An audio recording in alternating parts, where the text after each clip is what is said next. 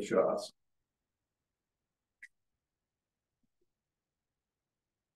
Stand for the pledge. I pledge allegiance to the flag of the United States of America and to the republic for which stands one nation under God, indivisible, with liberty and justice for all. Okay, call meeting order. I'll make a motion. We adopt the agenda. I will second that. Okay, all in favor? Aye. Aye. Passed. I will make a motion to approve the minutes for April 30th, 2024. We'll second that. Any discussion, changes? All in favor? Aye. Motion passed. Okay, meetings attended. Had conservation meeting yesterday. Got a lot going on. It's getting down to the end of the year, so they're watching their budget and trying to figure out what expenses they can handle and what they can't. Chicken Bluff Park, they're going to move forward with redoing the fireplace inside the shelter, the new hearth and brick, and then they're going to brick veneer the new posts, get that done. Solar farm apparently must be moving forward. They approached conservation and want to do some donations to the conservation. Apparently it surrounds this park that they have. They're going to donate some benches and some signs, so that was nice of them. So moving forward with that. They had a private donation of $6,000 for a drinking fountain for Chickapin, so they're going to accept that and get a new drinking fountain put in. Excellent. Those that don't know, on PBS on Wednesday night at 6:30, they're going to feature the Great River Road, and part of that is it running through Louisa County. Good. So there will be some stuff on Channel 12 at 6:30 on Wednesday if you want to tune in and watch that. Other than that, it's just director and environmental updates, which wasn't anything major. They did talk about some security cameras at the park. No definite decision was made. I was a little worried about the ongoing expenses once the cameras are placed. And it's not in their current budget, so they're looking at some grants to maybe help offset that. So they're still working on that. Apparently we had some issues at a park or two that the sheriff's department is trying to prosecute, and cameras would have helped in that situation, but that's not the complete driving factor. There's other factors that they're looking into, but anyway, yeah, that's about it. They did have some information on the total visitors and campers in the out of state and in state, which was very interesting, I thought. Snively access is where we had our meeting. Total number of campers in 2023 was 246 campers down at Snively's. And out of the Iowa area codes was about, for registered people, 75% was out of state or out of area code, which was interesting. And for Toolsboro, there was between 2011 and 2023, it was 4,941 visitors. Of that, 45 states, people from 45 different states went to Toolsboro. And there's just Alabama, Vermont, Maine, Rhode Island. There's only just a handful of states that weren't represented. And it also included Austria, Burma, Canada, Denmark, England, France, Germany, Mexico. So it's surprising that how many people are actually showing up at Toolsboro. Good information. That's all I got. I had no meetings, but I got informed this morning. The upstairs windows in the courthouse. There was water inside one of the windows in the judge's chambers. Okay. In between the glass. No, inside. On like the windowsill. Gotcha. Well, we'll have to look into that. Yeah, absolutely. We did have some pretty driving rain, but it shouldn't be leaking. Right. When they're a year older. Who reported? Some gals in the Tracy did. Tracy, okay, I'll talk to Tracy. They told me, And Okay. it was latched and everything. yes. I'll check in on At least it's from the windows, not from up above like it used to be. Yeah. I had Waffle Development trying to still get developed land outside of town, and 2 calls about roads. Actually met with one of them about the road up there. It's a cabin owner that they're taking a bridge out of northern in Muscatine County. Not too much out of our area, but listen to them, and I guess I got a problem first, so that's about it. Public input. Yes, come on in. Perhaps I'm not first. Yeah, I'm you sorry. At first, my name is Kathy Jolly-Vance. I live in rural Morning Sun. I'm the chair of the Historic Preservation Commission, and I want to officially invite you to the State Nomination Review Committee, which meets June 14th. And I'll send you all, when I get the Zoom link, I'll send it to you. You don't have to come, but you should be officially invited because the review for the Mellinger Memorial Library to go on to the National Historic Register will be done that day by the state committee. And then what happens, you guys have seen me like for the last year, right? As I report how this process moves along. So our wonderful consultant got it approved to be seen June 14th. They'll discuss it for like 15 minutes. If they have questions of her, she has to revise her nomination. She has 60 days to do that. And then it goes on to the National Park Service. Once it moves on to the National Park Service, it's likely that it will go on to the National Register. If it passes the state, that will probably happen. So they haven't sent the Zoom link. You can go to Des Moines, obviously, but it's a meeting of maybe 2 hours long, and all the nominations get 15 minutes, that kind of thing. So I'm not sure it's worth going to Des Moines unless you have something else going on, but I'll send you the link. And the local commission already approved the process to move forward. How many did they do a year? Oh, last year was Fairview Church was on it. There were probably 30. 30. I'm not sure they all got. Don't they have a cap how many they do? I thought they had a cap of how many they select or something. Not that I know. Okay. I can look into that. No, I don't think so. Okay. What does it get you other than the provenance of it? Yeah, so it allows you to get federal grants. It doesn't actually, you don't get anything, you have to still apply, but it puts you in the running. So once you have that status, it opens up the opportunity to apply for money. Yeah, and that's really sort of our process. Plus, there's a list online, and some people, those 4,000 people that went to Toolsboro, same kind of people that will come to Morning Sun to look at the library and the entire history of that library, and the gentleman whose sisters provided the funds to have it built. That will all be on the national website, and some people go to those places. Right. Yeah. So it's great for Morning Sun and Louisa County. That's great. Yeah. Awesome. When I get the link, I'll send it to you. I'll send it to Selena and she'll send it to you. Do you have any questions about that? No. Okay, great. Thank you. Yeah, thank you.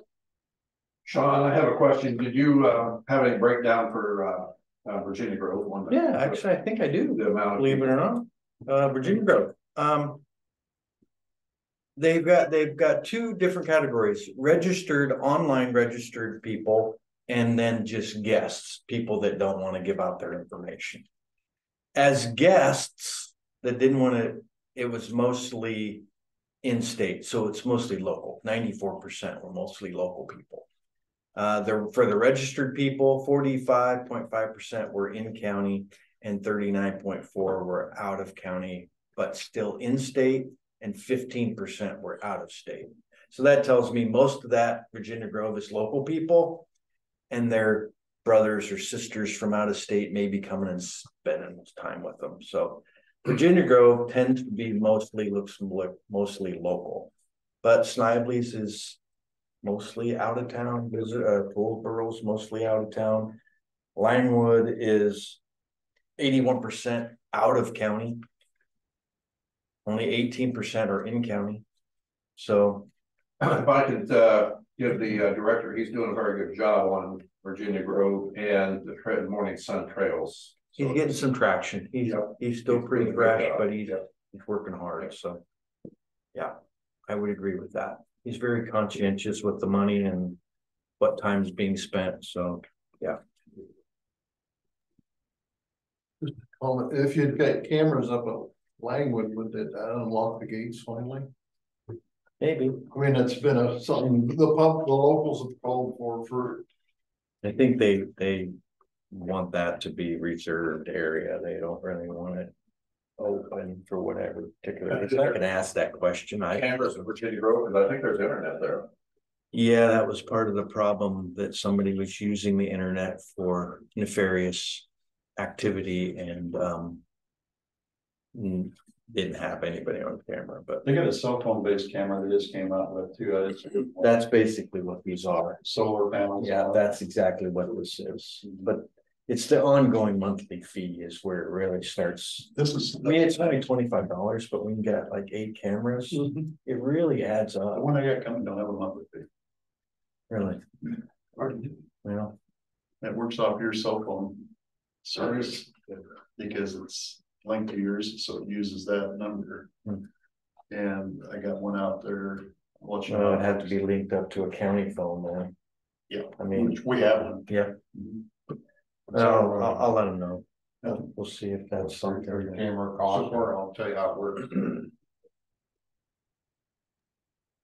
So yeah. Anything else? Go from the public. I don't know if there's anyone ahead of me. Nope, go ahead. Go ahead. Yeah, I have a couple things to share. Coming up here with Iowa State Extension Community and Economic Development, there is a Municipal Professionals Institute and Academy that are being held for city clerks here in June. It looks like the Municipal Professionals Institute summer session is being held in person, but there is an option for virtual classes for their fall October session. And then for our Municipal Professionals Academy, which you have to complete the Institute portion first, from what I understand. The Academy is on campus in Ames as well from June 19th to the 21st. There is a cost for it, and there are hotels that are blocked off. I've been going to some of the city halls to hand out the flyers and information and brochures that they have, but wanted to share that with you, as we know our city clerks are vital, and professional development is always important. Continuing off of that, Iowa State Extension and Outreach celebrated soil and water conservation last week, as well as the stewardship, land stewardship appreciation. And we partnered and volunteered with Louisa County Conservation and went out to Langwood for some public school activities with our students. So that was a really good time working with the Roundy Elementary School students last Wednesday. Iowa State also hosted it's called Digital Accessibility. There's an initiative that Iowa State has to complete by summer of June 2026 to make all of our documents and platforms digitally accessible for those with maybe disabilities or to be compliant with ADA guidelines. That was held out at the fairgrounds, and our leader told us that we had really great participation. Almost 30 participants from Southeast and East Iowa came to our training for digital accessibility. And then the last thing I have to share comes from our community foundation here from Louisa County. They are looking for an affiliate director, and they have been on the hunt for a little while. I know that they have published the ad here in our local newspapers, as well as our Muscatine Journal that's close by. They're looking for a part-time individual, 30 to 40 hours a month, and it would obviously support all of the grants and programming and everything that goes into our community foundation, which is super important for our grant giving that we have here in the community. And to piggyback off of that, the Louisa County Foundation, Community Foundation, also has a $10,000 mental health initiative for our students here and youth under the age of 18. Per the Louisa County Public Health Overview from last year, we can see that the mental health of our kids here in Louisa County is something that we need to pay attention to, and there is a need for mental health support and mental health funding. So the initiative that the Community Foundation of Louisa County really is trying to disperse this money, and the funds go to the families directly, and it's for unpaid medical costs, prescriptions, high copays, funds that families are not able to afford on their own. So they can fill out an application with the Community Foundation of Louisa County, and they would be happy to give them money if they meet the need. Excellent. And that's all I have. Any questions? Thank you. Thank you. Thank you. Welcome. Okay, we need number 8, set up a public hearing, a date for a public hearing 2023-2024 budget amendment for May 28th, 2024 at 8:45. I need a motion to. Well, we need a date. They have it down May 28th. Oh, And I do have spreadsheets of what the amendments I have received so far, just to kind of give you guys information to look at, to kind of prepare for when the budget comes through. So, should we open? Well, let's just get that one done and we'll go to the other one. I'll just try to Yep, I know. stay on time. that's just for your information to look at. I'll make a motion to set the public hearing, the 23-24 budget amendment for May 28th, 2024 at 8:45 a.m. Yes, second. I'll second that. Any discussion? All in favor? Aye. Now we can do that. Public hearing number 9. I'll make a motion that we open the public hearing for the second reading of County Ordinance 110.11.4. Second. I'll second that. Public hearing's on. Okay, This, not to hijack your no, go meeting ahead. here. What you just handed down to me is your Whatever you spreadsheet did. for your, On that. The amendments that are Okay. in so far. so this is the grand finale here? Yeah, Okay, it's really good. all right, I'll take time to go through that Thank you. outside the meeting. Any questions, just come and see me. Oh, I probably will.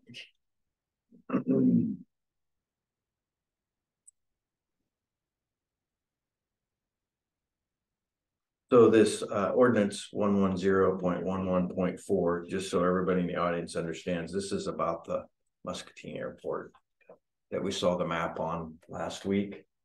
And basically, it really doesn't affect Louisa County that much. We just have a little sliver. But what they're trying to do is create a zone around the airport to prevent windmills and large towers that would obstruct aircraft landing on the runway. And most of you was here last week to see the map, Yeah. right? Yeah. So it's, again, it just affects a little bit of the bluff in Louisa County, but because it is part of our county, we need to Be a part of it. be a part of it and approve it and go through the motions. So Does anybody have any questions? you want to ask for number? You don't want to 10? extend those windmills for the whole county, barring them from the whole. No, county. we'll just put windmills up everywhere, but just that little swath right by the runway, we don't want them there. Okay, the purpose of the public hearing is to receive input from the public and act regarding the consideration of changing 110.11.4 to all land designated in Zone E, Muscatine Airport zoning overlay map. And like I said, I showed it to you if anybody'd like to look at it. In this area, no structure, object, natural vegetation, or terrain shall be erected, altered, allowed to grow, or maintained to a height excess of applicable height limitations set forth in the airport land use of height overlay zoning map. That's a mouthful. The permitted height shall not exceed the difference between the grade elevation and the height limitations, numbers illustrated on the official airport land use height overlay zoning map within the various airport zones depicted. The airport land use height overlay map, zoning map, is available in the office of the city clerk, City of Muscatine, Fruitland City Hall, the Muscatine County Engineer's Office, and the Louisa County Engineer's Office, and the Rock Island County Engineer's Office. All interested citizens, property owners of the county, as well as other of interest, invited to attend the public hearing and participate in locations held at 503 Franklin Street, which is here, Waco, Iowa, 653. And this is our second reading.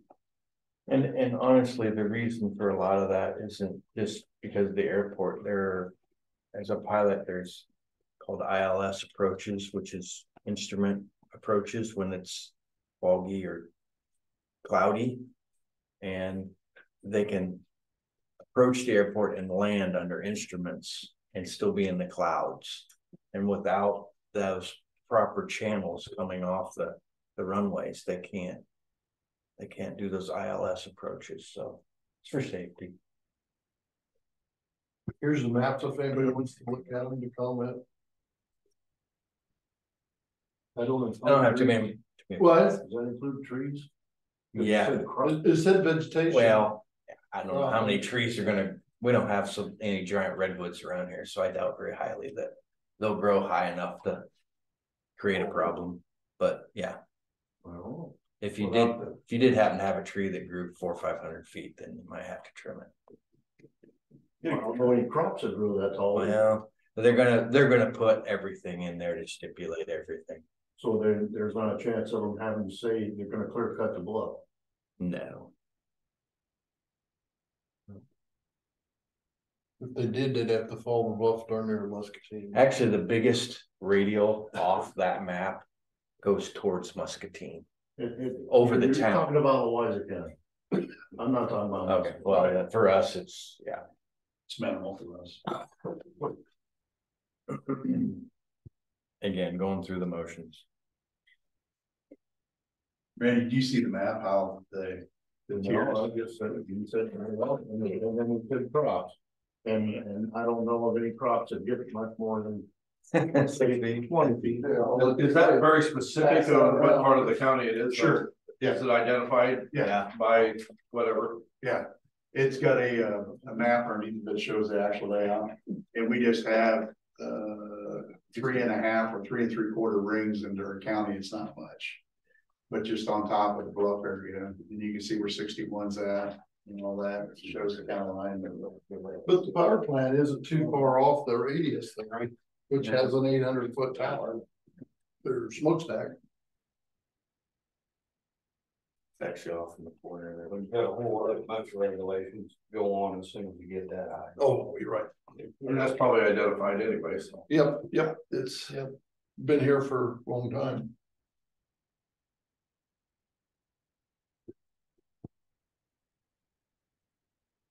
Well, we've had that.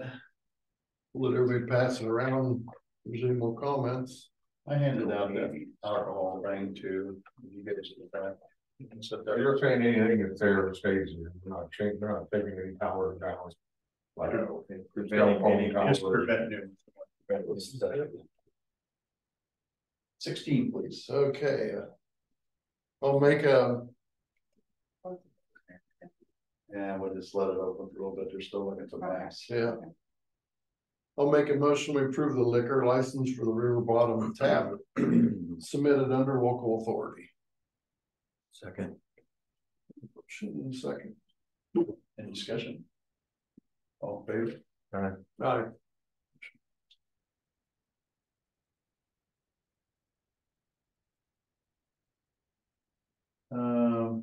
Let's go ahead and do 13 miles. There, look at that, man. I'd make a motion to allow Chief Buffalo Dave's car crews to be on the courthouse lawn July 20th, 2024. Still furnishing their own restrooms and stuff, same as As far last as year. I know, I won't be here, Yes. but somebody else is taking over Yes. for Shane. They're not having access to the building. I'll second that. Any more discussion? Not all in favor? Aye. Aye. Motion passed. They're welcome to use ours. I was just checking to make sure. Yeah, I don't think so. They're pretty self-sufficient. They do a good job, and it's a good event for the area. I'm starting to kind of wind down, I think, a little bit. Well, the age of the club members is kind of catching up with it. Yeah.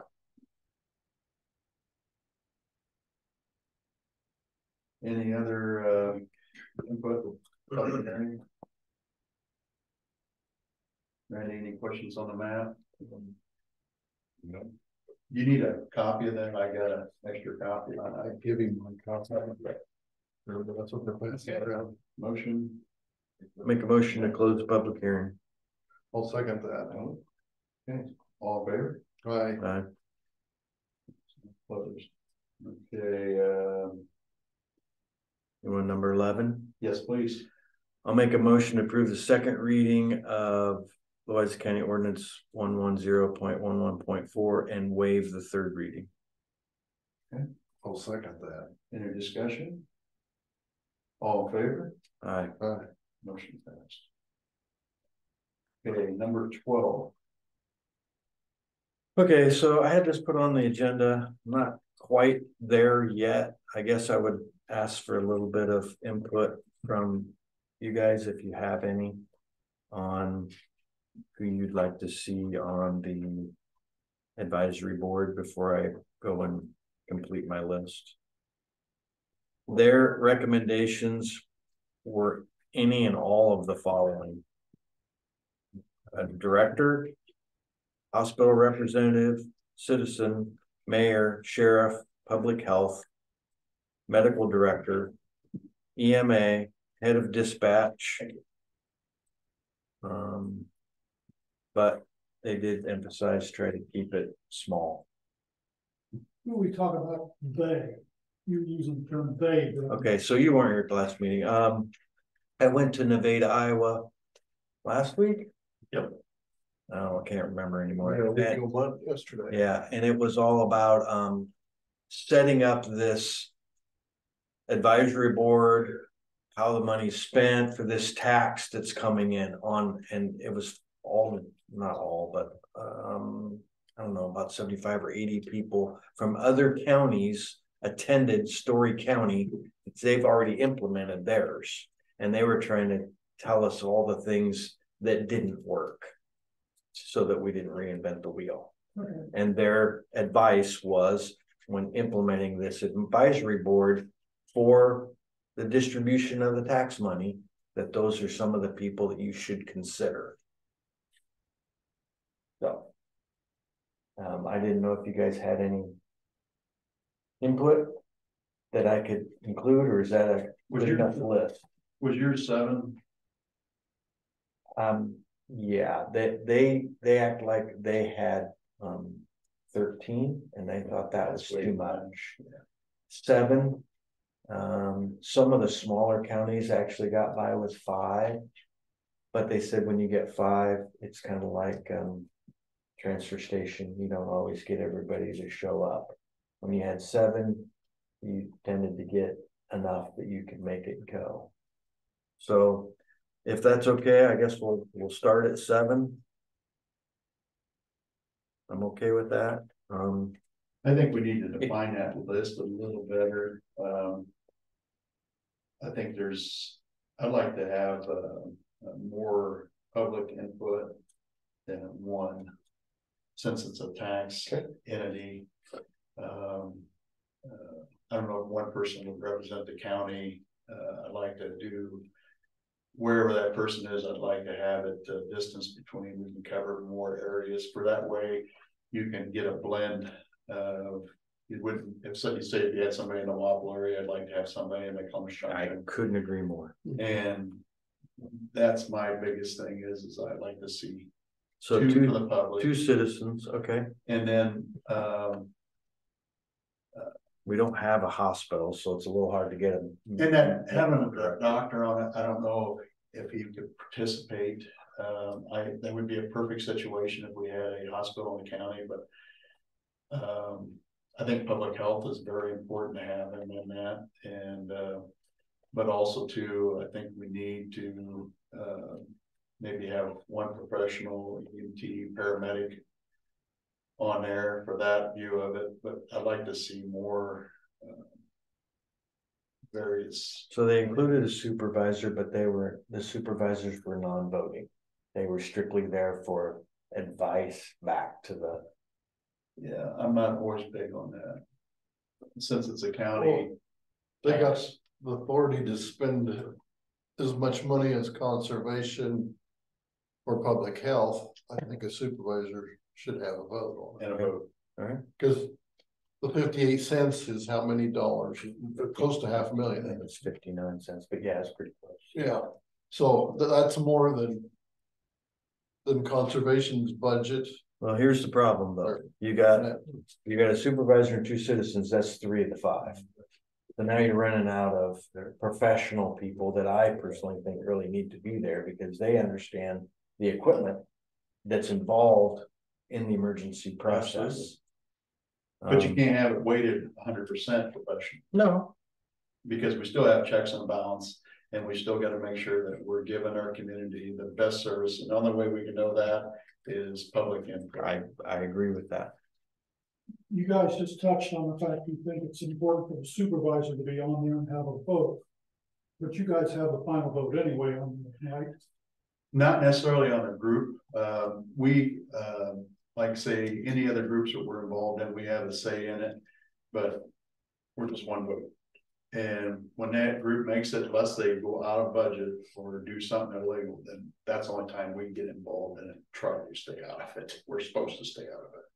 But sometimes we kind of cross over, but yes, them groups are supposed to be able to make decisions as long as they stay lawful and in budget, they can make decisions. Yeah, and I think that's important that you guys as supervisors, can oversee it, but I kind of agree that, I'm not sure a supervisor should have a vote in a lot of these things that on these other committees. That's me personally. Yeah, but we are elected to oversee to make sure we stay in budget, and people doing it, not necessarily, I'm not saying they would do it, but I feel that holds an elected official ultimately responsible for budgets.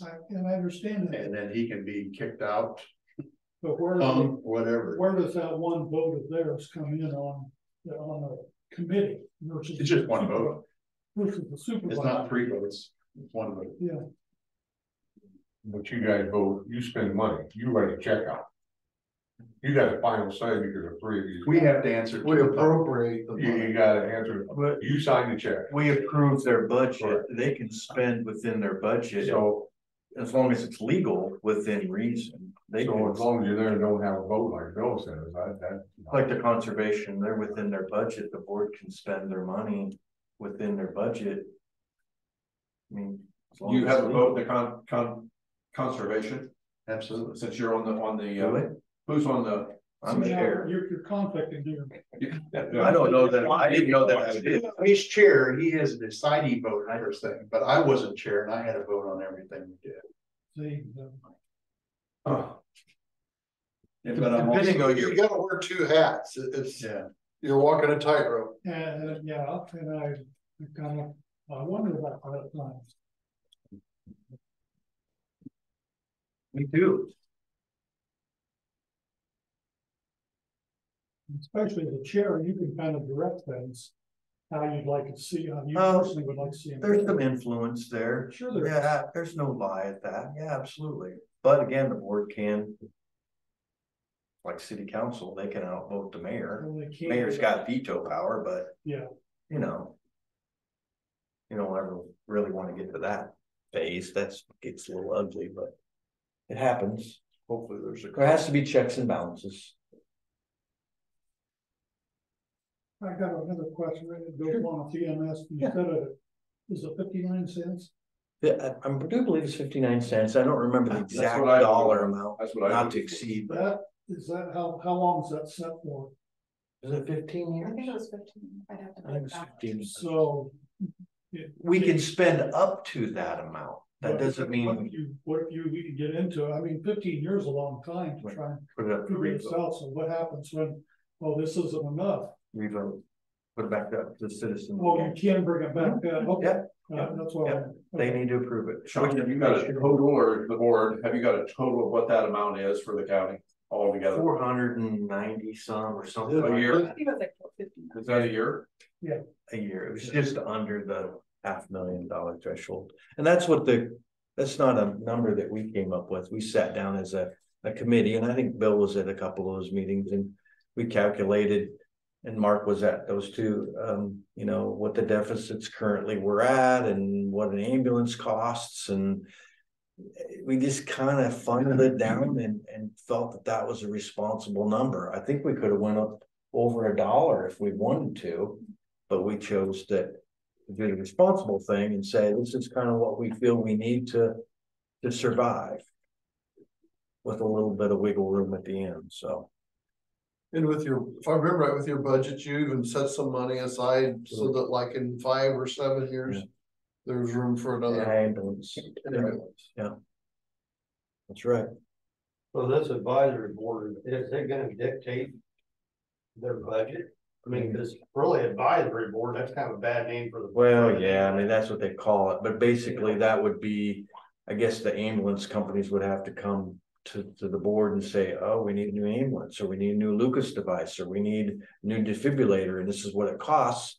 And then the advisory board will sit together and say, well, I guess we need, each ambulance service needs a new defibrillator this year. Then they would present it to the supervisors, and supervisors would either approve or deny it. You know. And I still like to make sure that we use grants.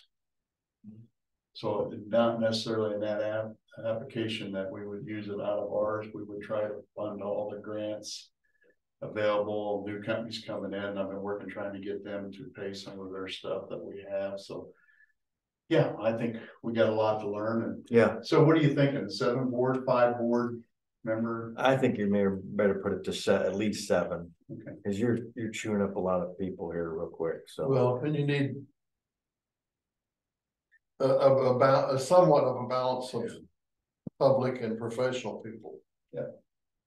I mean, you're gonna load it one way or the other, but it needs to. How does this normal citizen know what an ambulance service needs? By use. Huh? There's a lot of comment out there, ambulance services now. I think you need to get direct input from the ambulance service. To a point, you got to have checks and balance, and that's. Hey, I worked on it for many years, and I agree, but I think you have to have public. I'm not denying that. So I think you're out in 2 positions, public, and I think it ought to cover the county. And we're setting this thing up, like I said. Once we get it set up, it's going to be harder to change. But if we set it up, because then we have to write up all our visions and stuff like that. Mission statements, but I think, well, okay, the next thing, are you gonna set it up for like 3 or 5 year terms? I think it needs to be. And then you can make the board heavy on public and light on professional, but through time it can be maximum terms 5 years. Boards tend to go a lot easier if you can get people that get along. Yep. If you get a bunch of people that don't get along, this is going to make this process difficult. Yeah. Just so you know. You're saying you want a bunch of yes people. No, I'm not saying that at all. I'm saying we want people that that's can the get best along. board to have, the more diverse a board is, the better a board is. I agree. I do too. It brings different aspects. But I can also see a point that you need people somewhat on the same page. Do you think 7's enough because you do have trouble with the landfill people getting together? Or now we're going to try it. If not, we can add more. Nothing says it can't be changed. I think we had 9 people our last meeting, so. Okay, enough of that. I'll move forward with that stuff. Okay. Well, Adam. Oh, not a lot going on. The quarry is shut down for a week because they're replacing their scales and stuff like that. So we can't Can't Hole Rock this week, we switch over and are getting after some pipes that we, have on the last sunslots list since last fall, so we're gonna get that done. As the weather allows, we have grout scouts, coming in and doing some repair on some bridges, you know, over time, the pavement above the bridge, the material begins to go under, so lots of times we'll come in and have them fill a hole and pump mortar or grout and then there, raise it up, and you kind of plug off those holes under the bridges. We also have them, got some few areas, especially north of Grandview there, where engineer way back when decided to put metal pipes underneath our roads. So a lot of those are rotting out. So they'll come in with a liner and they'll push through and they'll spray in a liner and a cure. And that's kind of a pipe preservation practice that we do under paved roads. It's cheaper than going back and digging them all up and replacing them and all that. So Does a liner provide the structure? yeah, I mean it's harder than the original pipe was. There's also times when we have concrete pipes underneath, and either the joints weren't tied or they're rusted, and those kind of come apart and we get a hole in them. So we go through, we have them lined and they put in internal bands that kind of tighten those up and keep the pipes from separating. So got some of that going on. Are getting a little bit of rocking done, even though we don't have a quarry. So things like that. Mike and Justin are doing some bridge spraying, spraying behind the guardrails and things like that as well. And we're going to get our 5-year plan has been approved by the DOT, so that allows us to kind of enter projects into the queue of things to get bids. So work on those things. So questions out there for me or anything going on?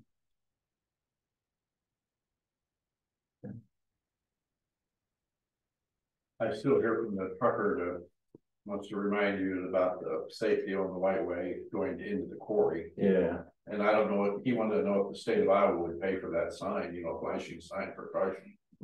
No. I talked to our guys and they didn't notice enough change there, but I'm supposed to meet with the DOT this weekend and ask him about it. So I'll tell him. All right, sounds good. Let's see, we spent plenty on dust control up around the 92 bypasses. Yeah, so when that happens, if there's enough complaints, we buy the dust control, we pay it. Once it goes through our system, we get a reimbursement check up from the state. So anybody listening, that's kind of why sometimes our expenses and our miscellaneous revenue looks a little weird. So we can show like miscellaneous revenue of about $10,000, right? Well, that's dust control that we bought in fiscal year 24, and then we get reimbursed for it in fiscal year 25. So sometimes it looks a little different than what we had. It's not that we're getting it any more than anything else. It's just that's the way it works through and all that. Budgeting. Yeah, and so they can't pay us back until you guys approve the bill. Goes to the auditor, they pay a treasurer, whatever goes out. Well, after that check is cashed, then it comes back in the system, and then we get that, and we can, you know, all that. So it takes months. Right. So that's kind of a oddball system. And even though we're getting reimbursed, it doesn't go back into our budget, it goes back into our revenue. So it's just kind of a oddball system in case anybody. The dust control you did, that's on these claims, will probably won't be here till next budget. Yeah, it'll get paid back in August or September. So that's just that's the way it is. So on these rains on 92 project, is it delayed? Have you heard anything on that? I haven't talked to him much. their next meeting is next Tuesday. I've got to be here, so I'll pay up money for Justin to go to that one and figure it out. So I imagine it is only slowed down. I know, you can kind of see more what's going on 61. You can see that they are not hauling much dirt there at all because it's wet all the time. Work one day and 2 weeks. They have been doing some of the oddball culverts and things like that, but whether or not. Because they allowed that to be open back up in October, wasn't it? 92. That's the plan. I've always thought that was Pretty aggressive. wishful thinking, so.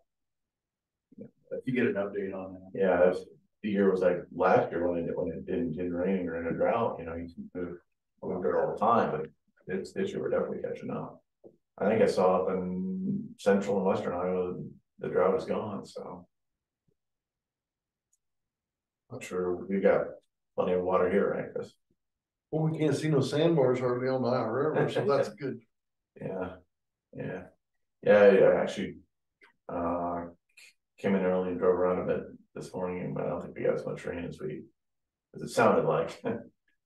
woke up last night, it was just storming and pouring down. That's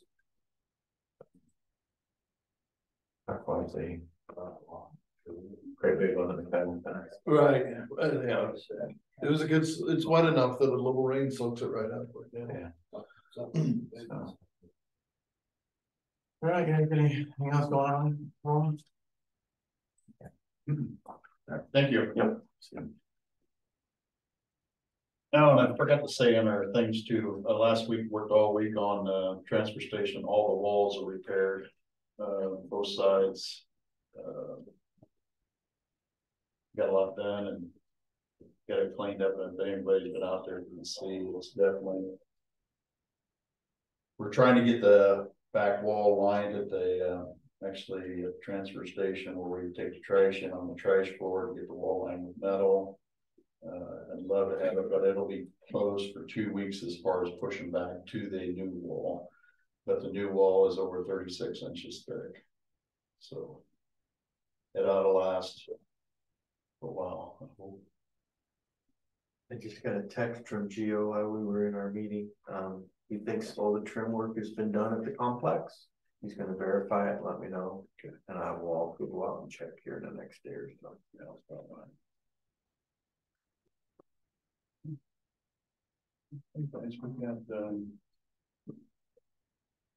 Flames. You'll work on flames for a while? Yeah.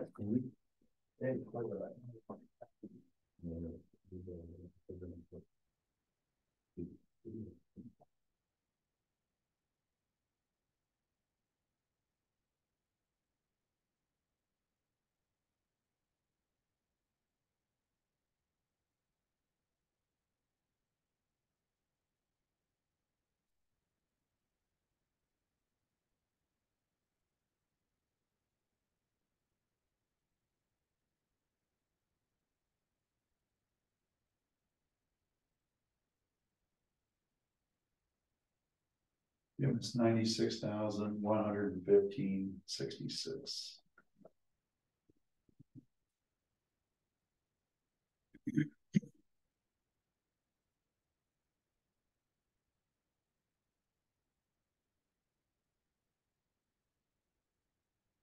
What point do you want to talk about propane at the complex? Don't you want to kind of buy that off season?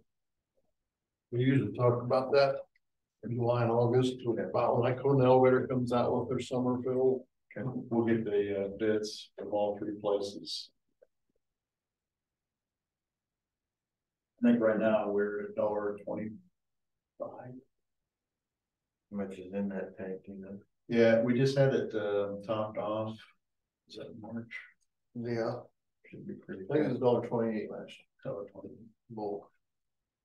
And it's staying low this year. Is I think probably be right about where it's at. Maybe a little lower transport rates.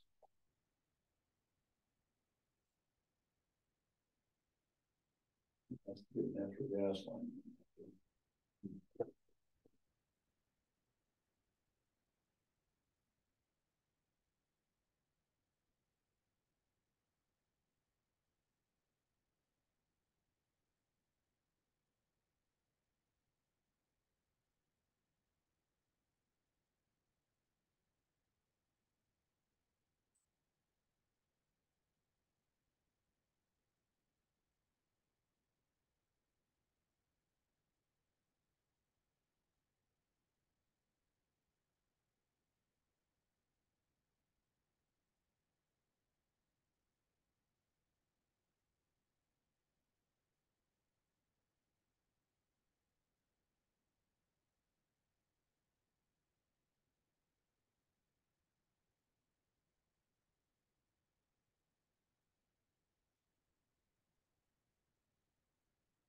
Make a motion to approve the claims. I'll second that. Yeah, any discussion? None, all in favor? Aye. Right.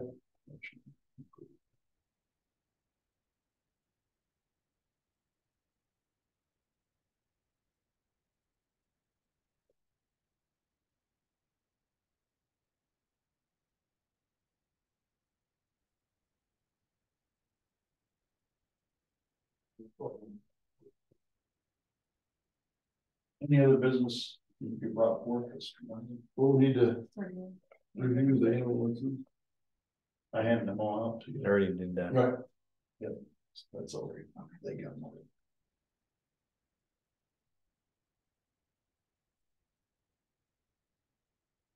Same way with the payroll changes.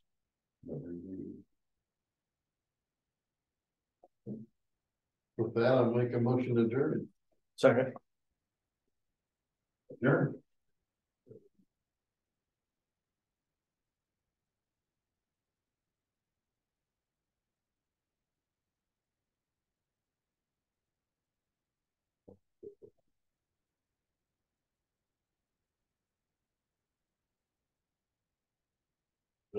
Good. That's-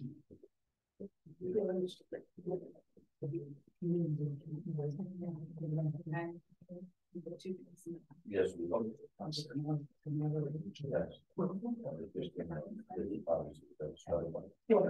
But yes, no, Next to the- Yeah. I don't think. Sorry, guys. I don't know a lot of these guys, sorry. Not trying to point. Yeah. Yeah, I have. Yes, yeah, it's basically, there might be some, that's what I have so far, and then it'll actually be on the, and the May 20th program to approve it. All right. Thank you. Thanks. Yeah. Hey, Larry. We got that notice. Yeah, that, we better. That.